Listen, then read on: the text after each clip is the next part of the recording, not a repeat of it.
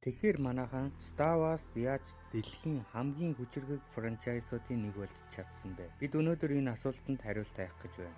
Star Wars-ыг бүтээсэн хүн бол амьд домог Жорж Лукас юм. Жорж Лукас 1970-аад оны үед зөвхөн шинжлэх ухааны уран зөгнөл биш, харин үлгэр философиг хослолсон шинэ ертөнц бүтээх мөрөөдөлтэй байлаа. 1977 онд анхны Star Wars буюу өнөөгийн A New Hope кино урлагт хөл тавьсан билээ. Энэ бол кино урлагийн түүхэндх эргэлтийн цэг болсон юм. Тухайн үед хинч сансар хоорондын тулаан, хүчний талууд, лазер сэлэм, хувилгаан мэт багш шавын замнал зэрэг ойлголтыг ингэж амьлуулна гэж хинч бодоогүй лээ.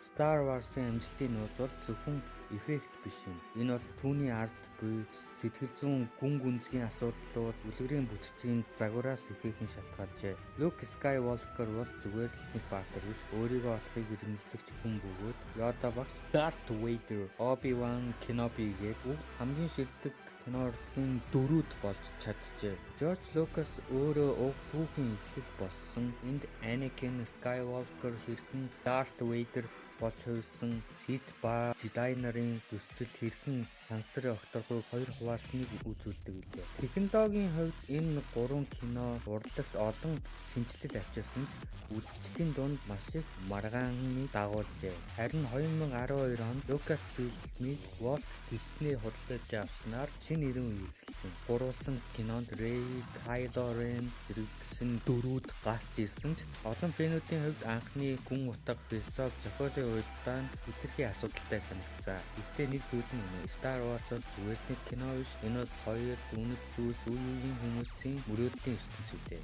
Хэдий Lucasfilm киноны эрхийг өгсөн ч Star Wars-ын амин сүнс буюу хүчний талаарх ойлголт, сайн муугийн тэнцвэр, хувь хүний эрэл хайгуулан цуврал өргөнөөр өгүүлэгдсэн. Тэгэхээр яагаад Star Wars хамгийн том франчайз болсон бэ? Учир нь энэ бол манай дэлхийн тухай үлгэр юм. Star Wars зөвхөн түүхийн тухай биш, харин тухайн үеийн кино урлагийг өөрчилсөн билээ. Жишээ нь Industrial Light and Magic хэмээх студи зөвхөн энэ киноны эффектийг хийхин тулд байгуулагдсан. Өнөөдөр ILM бол кино ертөнцийн хамгийн хүчирхэг visual effect студи юм. Dolby Stereo, CGI ашиглал, sound design гэх мэт зүйлсийг Star Wars шинэ төвшөнд хүргэсэн. Соёлын хувьд Star Wars асар их нөлөөтэй. Jedi гэдэг үг өнөөдөр философи, сахилга ба түмэнч зангийн бэлэг болж хувирсан билээ. May the Force be with you гэдэг үг зүгээр нэг киноны ишлэл биш, харин тэл найдварын хэллэг болсон. Star Wars-аас урам авсан бүтээлүүдийн топ